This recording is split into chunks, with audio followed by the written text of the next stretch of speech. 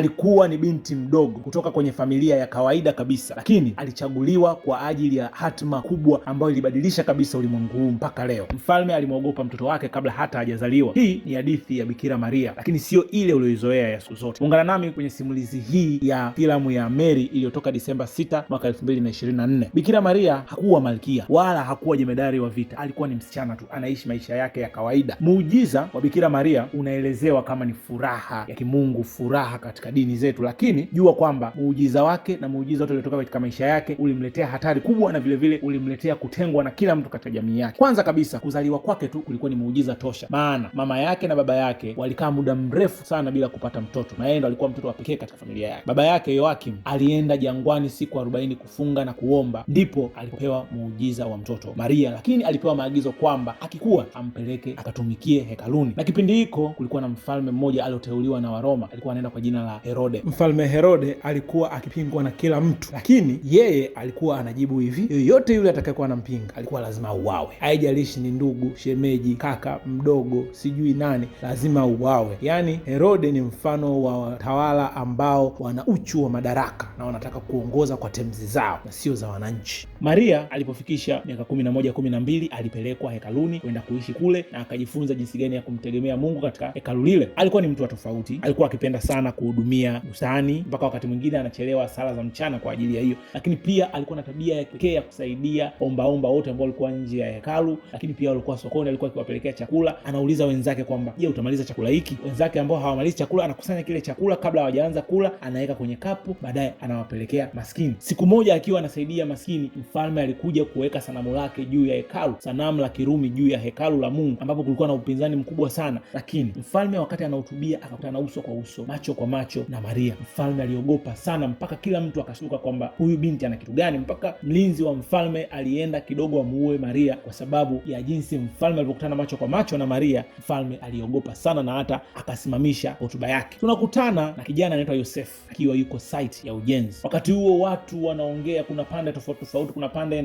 inayoikubali serikali na pande ambayo haikubali serikali ya wakati ule ya mfalme Herode, lakini yeye alikuwa yuko neutral. Kijana akasema kwamba yeye anaamini katika anachokiona, sio anachokisikia, sio katika propaganda. Akaamua kwenda kuinda kama kawaida yake mtoni. Hapo ndipo Yosefu alipomuona Maria akiwa kando ya mto, na malaika akamwelekeza akamwambia yule. Kijana akapambana kama vijana wengine tunavyopambana. Binti alikuwa ni mzuri, akapambana, lakini akaishia tu kupata jina la baba. Mimi ni binti wa Yoakim wa Nazareth. Hilo alikumzuia Yosefu. Amini usiamini, Yosefu bila kujua hata jina la binti alienda nyumbani, akagonga mlango na aliyefungua ni baba. Akamwambia, bwana mzee, mimi nataka kumuoa binti yako. Unaona bwana. Mzee akauliza, unataka kumuoa Maria? Yosefu akasema, kumbe anaitwa Maria. Mzee akasema, hata jina ulijui? Akamwambia, mimi nimeongozwa na malaika, lakini mimi pia nimempenda. Ikakubalika. Mama akaenda kumpa taarifa Maria. Akamwambia, Maria, bwana kuna mtu anataka kukuoa. Maria akachukia kwa sababu kumbuka alienda kutumika hekaluni, na kule hekaluni sheria ni kwamba hautaolewa au unakuwa ni kama sasa hivi tunasema masista. Lakini hayawi wakafanya shughuli pale ya uchumba wao kubarikiwa na kuhani mkuu wa hekalu lile. Baada ya hapo maisha mengine yakaendelea. Siku moja Maria akasema, mbona taarifa zangu kuhusu Mungu na mimi na kusudi langu naambiwa tu na watu wengine? Mungu, nataka leo na mimi uniambie mimi mwenyewe kuhusu mimi, sio kupitia watu wengine, maana nimesikia kutoka kwa baba, kwa mama, kutoka kwa watu wengine. Na mimi nataka nijue. Maria akatokewa na malaika Gabriel na akaambiwa kwamba, salamu Maria, umejaa neema, umebarikiwa kuliko wanawake wote, nawe utashika mimba kwa uwezo wa Mtakatifu, nawe utazaa mtoto mwanaume, utamuita jina lake Yesu. Huyu atakuwa ndio Masihi, huyu ndio atakuwa mwokozi wa ulimwengu.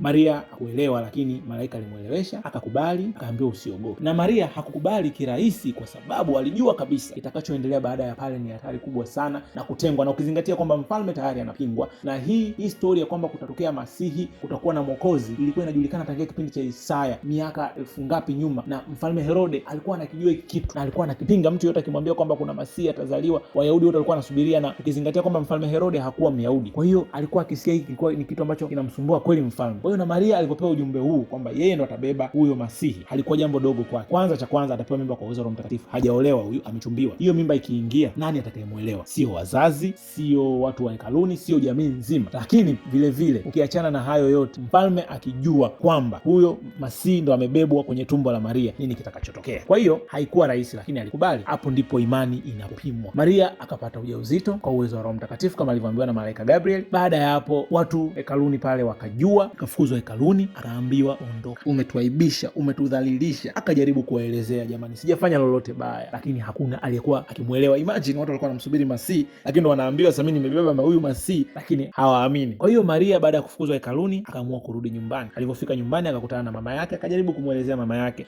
Ngoma ilikuwa ni ngumu sana kuingia kichwani kwa mama. Mama akamwambia, Maria, bora uende kwa anti yako Elizabeth kuliko baba yako ajue, usimwambie kwanza baba. Kwa hiyo Maria afunga safari na kwenda kwa anti yake Elizabeth, ambaye Elizabeth kipindi hicho alikuwa na mimba. Mtoto alikuwa tumboni kwa Elizabeth ni Yohana Mbatizaji. Alipofika mtoto akacheza na Elizabeth akagundua mara moja kwamba Maria una ujauzito. Maria hapinga, akasema, lakini Elizabeth alijua moja kwa moja ujauzito wa Maria sio wa kawaida. Lakini Elizabeth akamwambia Maria kwamba baba inabidi ajue na inabidi umfesi kila mtu. Wakati huo Yosefu yupo kazini, taarifa zimeshasambaa, ila yeye ndo peke yake hajajua kwamba bwana, mchumba wako umepigiwa. Kwa lugha ya sasa hivi watu wangesema bwana, umepigiwa mchumba wako bro. Wewe hata bado hujaanza, lakini watu wamekupigia. Baada ya Yosefu kujua hivyo, akaingiwa na hasira, naye hakuelewa. Wakati huo Maria akarudi nyumbani, akakutana na baba yake. Baba yake pia alikuwa tayari shapata taarifa ishazagaa Yudea nzima. Akajaribu kumuelezea baba yake hakumuelewa. Lakini baba yake pamoja na kutokumuelewa huko, aliingiwa na imani, ila akasema tu, akamwambia Maria, unajua hiki kitu kinakufanya uwe katika mazingira ya hatari sana, maana kwa kipindi kile adhabu ya mtu ambaye anashika mimba au anafanya uzinzi ilikuwa ni kupigwa mawe mpaka unakufa. Wakati wanaeleweshana Maria na baba yake, Yosefu akaja akagonga mlango kwa nguvu, akawa na hasira, lakini baba akamuondoa kiakili. Ila Maria akasema ngoja nimfuate Yosefu. Wakati anaenda kumfuata sokoni kule, akakutana na watu wakawa wanamtambua, wakawa wanamuita, wewe mwanamke mshenzi, wewe sijui umelinajisi hekalu la Mungu. Kwa hiyo wakaanza kumjaji na wakaanza kumkimbiza, wakamkamata, wakataka kumpiga na mawe, lakini Yosefu akatokea. Yosefu alipotokea akamwambia tena, wewe ndio inabidi urushe jiwe la kwanza. Akapewa jiwe, akaambiwa mpige nalo, lakini Yosefu akamwonea huruma. Alikuwa hajaelewa kinachoendelea ni nini, lakini akasema kwa kweli mwanamke nampenda na niliongozwa kwake, hakuna shida. Akamdefend pale kwa nguvu zote, wakakimbia, watu wakaanza kuwafuata, au wakawa kwa hiyo wanaishi mang'amng'amu hivyo. Lakini mwisho wa siku Maria alimwelezea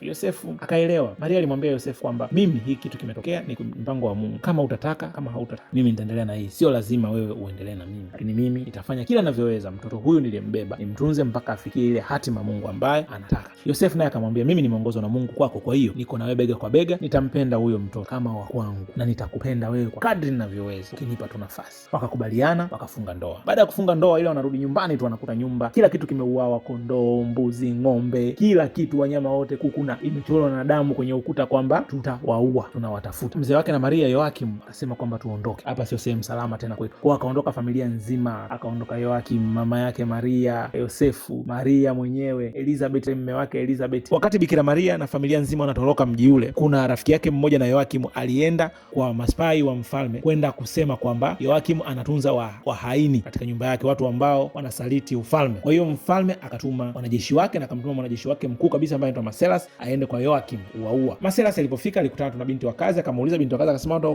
kwenye harusi huko. Akamuuliza hii familia ni nani na nani? Yule ndo akasema kuna binti anaitwa Maria katika hii familia, ni binti pekee wa hii familia. Akamuuliza Maria alikuwa hekaluni? Akaambia ndio, Maria yule alikuwa hekaluni. Akasema sawa, ana nguvu gani? Mbona alimtisha hadi mfalme? Ndio yule binti akamwambia sasa kwamba inavyosemekana kwamba amebeba Masihi ambaye atakuwa ndo mfalme wa Wayahudi wote na mfalme wa dunia nzima, ambaye atabadilisha ulimwengu, yule aliyotabiriwa kwenye kitabu cha Isaya. Yule mlinzi akukubali. Alivyorudi kumwambia mfalme akasema watafuteni, akisheni mnammaliza. Wakiwa njiani walipumzika, wakaeka kambi. Wakati wanaweka kambi, majambazi wakaja. Wakati majambazi wanaiba, walijitahidi wakaiba vitu vingi, lakini Yosefu, Yoakim mume wa Elizabeth walikuwa wanapambana na wale majambazi. Kwa bahati mbaya mume wa Elizabeth aliuawa hapo na baba yake Maria, yani baba yake Bikira Maria, Yoakim, aliuawa na hao majambazi. Hiyo ilipelekea huzuni mkubwa sana kwa familia nzima ya Maria, na hii inatuonyesha jinsi gani kutembea katika imani sio rahisi kama tunavyofikiria, ingawaje zawadi yake mbele ni kubwa sana. Asubuhi ilipofika, Yosefu akamwambia mama yake Maria, twende njia tofauti, maana huko njiani kwenye kila kituo tutakutana na maaskari, na wakimwona Maria hataweza kusurvive. Kwa hiyo sisi tutaenda Bethlehem, kwa sababu Bethlehem mimi ndo nilipozaliwa, kwa hiyo watu hawatanishangaa.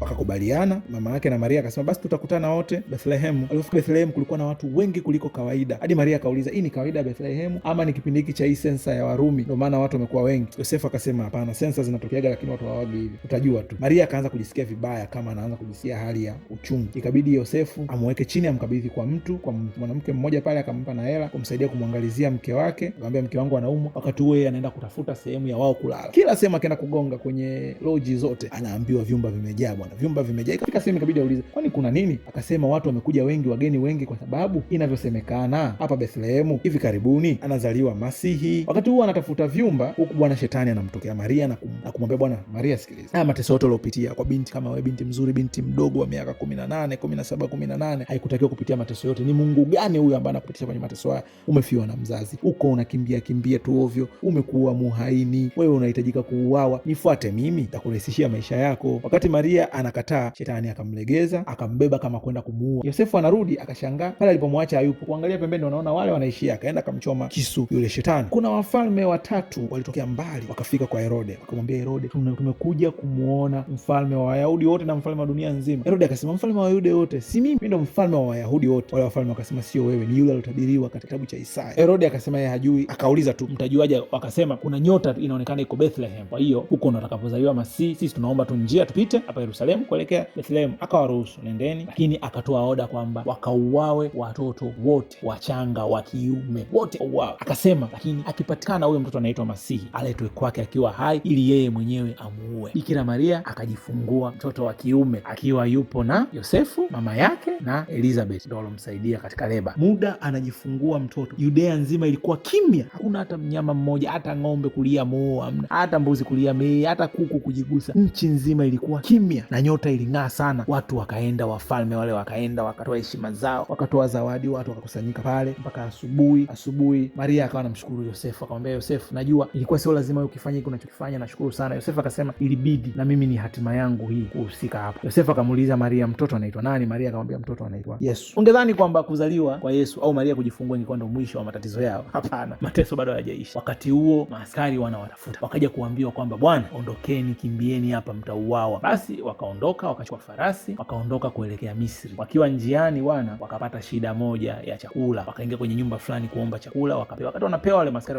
wakajificha, lakini wale wenye nyumba wakashindwa kutunza siri baada ya mke wa mwenye nyumba ile kupigwa na kisu. Baada ya hapo ikatokea mapigano, wakapigana sana na Yosefu akashiriki kwenye kupigana. Maria akaweza kuchomoka, lakini kile kitu kimechoma moto, amebaki farasi tu. Wakaweza kuchomoka na Yosefu akamuua Maselasi, mlinzi mkuu wa mfalme. Wakaondoka, wakati wanaelekea Misri. Katikati njiani, Maria akasema, turudi, mtoto lazima apelekwe hekaluni. Yosefu akasema, Mungu wangu, wewe Maria, uone kilichotokea huko nyuma, tukirudi huko sisi tunauawa. Maria akamwambia, sisi tumebarikiwa. Hivi unajua ukishabarikiwa hakuna kitu kitachokugusa. Wakarudi kweli, kufika hekaluni, wakapokelewa hekaluni. Baada ya kupokelewa hekaluni, wakakutana na mzee mmoja, akaomba kumshika mtoto. Akamwambia Maria, mtoto huyu atakomboa ulimwengu, lakini atautesa moyo wako, atauvunja moyo wako vipande vipande. Nadhani mzee huyo alikuwa anaongelea kuhusu maisha ya Yesu atakavyokuwa na mpaka Yesu atakavyoteswa, mpaka jinsi atakavyokufa salabani. Hapo ndipo filamu hii ya Mary iliyotoka mwaka 2024 inapoisha. Filamu hii inatuonyesha jinsi gani kufuata kusudi la Mungu kusivyo rahisi. Sio rahisi kufikia hatima yako, lakini hilo halikuzuii. Kama pamoja na mazingira yote magumu ya kwa mtu kama Maria, kuliwezekana yeye kutimiza hatima kubwa hivyo ambayo amepewa na Mungu, na baada ya kutimiza hatima hiyo umempa zawadi kubwa. Mpaka leo tunamkumbuka Bikira Maria. Kwa hiyo lazima tujue malipo ni makubwa, lakini njia sio rahisi. Basi nakushukuru sana kusikiliza recap hii ya movie ama filamu ya Mary. Karibu kwenye chaneli yetu ya Baba Dani. Tutaendelea kukuletea simulizi mbalimbali nzuri na za kufunza na za kukufurahisha na kuburudisha, na tutaelezea filamu mbalimbali. Usisahau kusubscribe na kulike na pia share na watu wengine. Tuweke komenti yako, unataka tukupe movie gani wakati mwingine. Karibu sana.